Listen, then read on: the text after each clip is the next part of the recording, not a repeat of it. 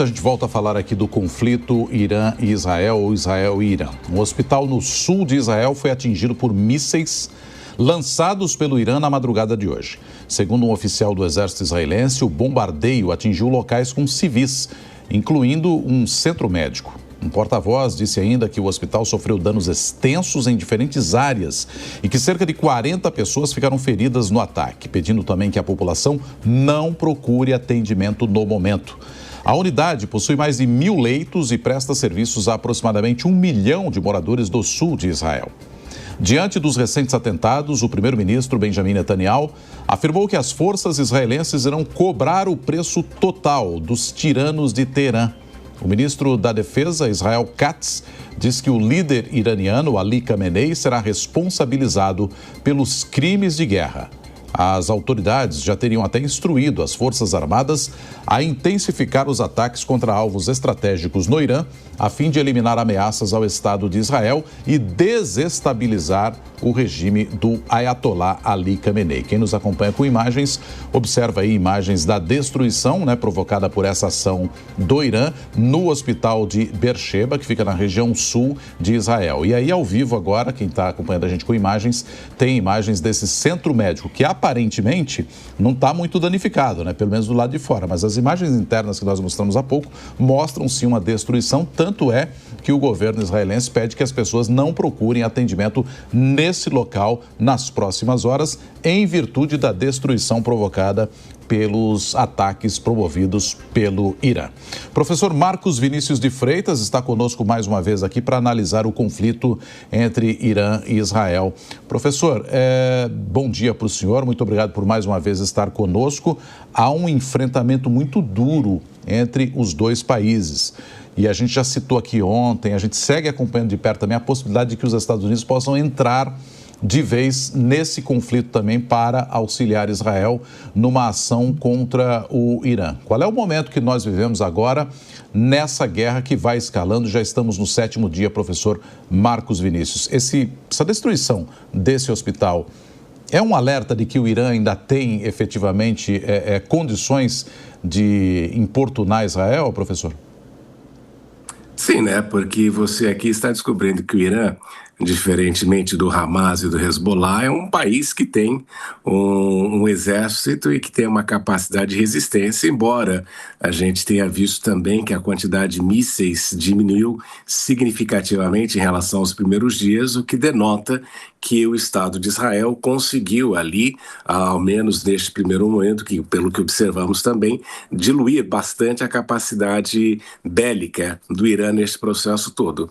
Agora, a alegação iraniana, pelo que a mídia nos diz, é que havia ali na região também uma instalação militar. Então você vê novamente essa questão de instalações militares instaladas próximas a hospitais e escolas e outros centros que não deveriam ser em todo este aspecto. Então, é uma das coisas que nós observamos, são as fatalidades, infelizmente, que acontecem na guerra. Agora, a grande pergunta é justamente essa que você fez com relação aos Estados Unidos. E aqui, Netanyahu poderá descobrir duas coisas: ou tem em Donald Trump um grande aliado que vai aí, se juntar a este processo todo, ter um problema enorme com a sua base, Nós já vimos aí muitos republicanos históricos sendo contrários a qualquer tipo de ajuda ou participação militar dos Estados Unidos neste conflito, ou Netanyahu descobrirá que Trump nada mais é do que um animal político que tenta se beneficiar em alguns momentos de uma vitória até o momento da parte de Israel, e que poderá aí voltar-se somente a atender às demandas da sua base política. Hoje em dia, pelo que constam as pesquisas e os relatórios, mais de 60% da base MAGA, do Make America Great Again, do Donald Trump, é contrária a qualquer participação dos Estados Unidos neste conflito, até porque sabe todas as consequências que teve a participação dos Estados Unidos na guerra do Iraque, sob a alegação de armas de destruição em massa que nunca foram encontradas, e o fato de que aqui toda esta questão de bombardeio a instalações nucleares tem verdadeiras ressalvas com relação ao impacto que isto pode ter na região. Inclusive, uma grande parte desses países do Golfo e dessa região vivem ali de dessalinização de águas e tem uma profunda preocupação que este tipo de radiação também possa afetar a água que eles consomem na região. Então, são muitos aspectos que Donald Trump precisa considerar e, obviamente, ele vai pensar muito bem antes de tomar a decisão final. Ele sempre alega que mantém as coisas sob sigilo para dar o elemento surpresa. Deixa eu chamar o Zé Maria Trindade, falando de Brasília com a gente nessa edição do Jornal da Manhã. Zé Maria, bom dia para você, Zé. Em relação ao Donald Trump, qual o papel dos Estados Unidos nesse momento na sua avaliação? A gente sabe que Estados Unidos ali, Donald Trump tem tomado uma posição, aliás, não tem tomado uma posição em muitos momentos, fica por um lado e por outro, ora um lado, ora o outro. E também, dependendo do lado que ele comprar uma briga, ele também compra uma briga com o seu eleitorado. Paulo, ele foi chamado ali para vitrine. Salve, muito bom dia Nonato, bom dia professor, bom dia Deise e bom dia a você que nos acompanha aqui no Jornal da Manhã nesse feriadão. Olha, certa vez o ex-senador Arthur Vigílio me chamou a atenção com uma frase num debate do plenário do Senado, dizendo, olha, na política não pode valer tudo, porque nem no vale tudo, que é aquela luta feroz, vale tudo. No vale tudo, não vale tudo, porque dedo no olho, chutes em certas áreas, puxar cabelo, isso não vale. Então, a regra também vale para a guerra, ou seja, a guerra tem as suas regras e existem tratados internacionais, como o famoso Tratado de Genebra. Tudo isso para evitar que uma população civil que não está em guerra não possa sofrer as consequências de uma guerra que trata-se de um evento terrível, que dói, que sangra, né? É assim a guerra. E os Estados Unidos sempre fizeram guerra longe do seu território. É isso. A única guerra que eu me lembro assim, que entrou nos Estados Unidos foi aquele caso do ataque das Torres Gêmeas. Até então, os Estados Unidos mantinham 4, 5 guerras fora do seu território.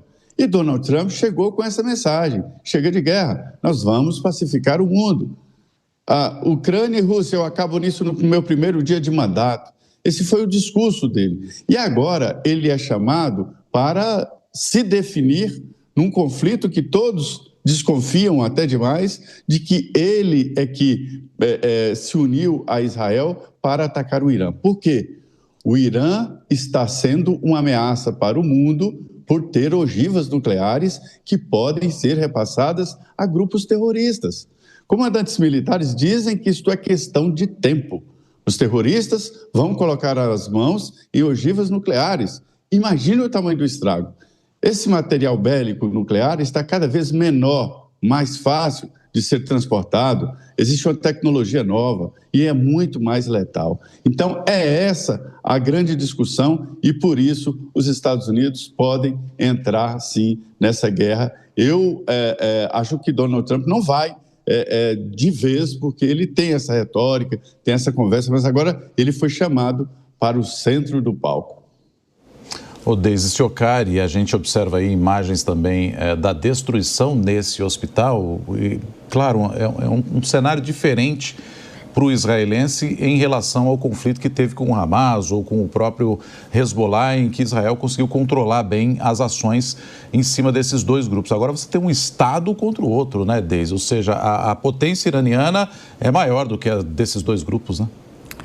Nonato, e pegando até a linha do que o Zé Maria estava falando, né, sobre essa questão da possibilidade dos Estados Unidos entrarem, né, eles sempre falam que não querem entrar em nenhum conflito, mas eles acabam sempre participando e arrastando outras nações para isso também, né, então o que a gente pode perceber agora, e eu acho que os olhos do mundo estão atentos a isso, é porque os Estados Unidos, de uma certa forma, já assumiu um lado nesse conflito, né, porque tem um discurso pró-Israel, tem a questão da presença militar na região, né? Isso mostra a tendência de ocupar um lado. A questão é se vai entrar diretamente, escalar isso e mais ainda, né, arrastar outros países juntos. Agora 7h20, seguimos no assunto porque o nosso editor de internacional, Fabrício Naitz, que traz mais atualizações para a gente do conflito entre Irã e Israel. Naitz, quais são as informações mais recentes que você tem a respeito desse conflito por lá? Bom dia e bem-vindo. Bom dia, Nonato, Paula, todos que acompanham o Jornal da Manhã. O ministro das Relações Exteriores do Irã, Abbas Araqchi, confirmou que estará amanhã em Genebra, na Suíça, para participar de reuniões nucleares com o governo da França, da Alemanha e também do Reino Unido. Essa reunião já havia sido antecipada ontem, mas a confirmação da presença do ministro das Relações Exteriores do Irã ainda não havia sido feita. Isso acontece agora, essas reuniões devem acontecer amanhã lá em Genebra. Depois de uma pequena reunião, um petit comitê desses ministros europeus na representação da Alemanha na sede da ONU lá em Genebra, e aí sim um encontro entre os quatro.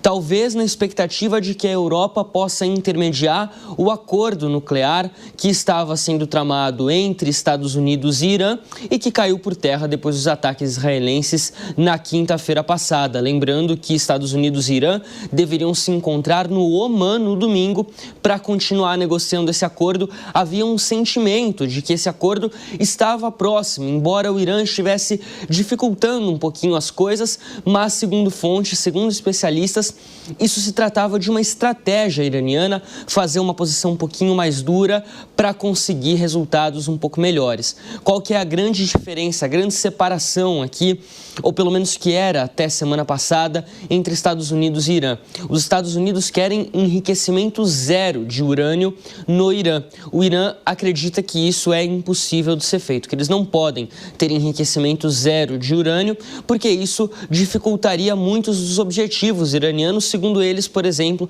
a questão de entregar energia nuclear para a população civil. Então há essa diferença. Possivelmente essa reunião vai tentar trazer um acordo de um enriquecimento menor de urânio, talvez na margem dos 20%, 30%. Ou seja, o Irã reduziria a sua produção, mas não teria ainda o suficiente para produzir uma arma nuclear. Ainda há muita expectativa no cenário internacional para os anúncios que virão da Casa Branca de Donald Trump. Trump já disse que gosta de deixar tudo para o último segundo, as decisões para o último segundo. A gente precisa entender aqui o porquê. Se isso é uma questão psicológica, um jogo que ele está fazendo, se ele acredita que isso vai trazer algum resultado melhor. O fato é que é um momento de muita indecisão ainda no cenário internacional e Donald Trump está no centro das atenções porque a participação americana pode e deve desequilibrar qualquer equação nesse conflito. Do lado iraniano, não há nenhum ator que aceite entrar de cabeça militarmente nessa guerra, como os Estados Unidos podem fazer com Israel.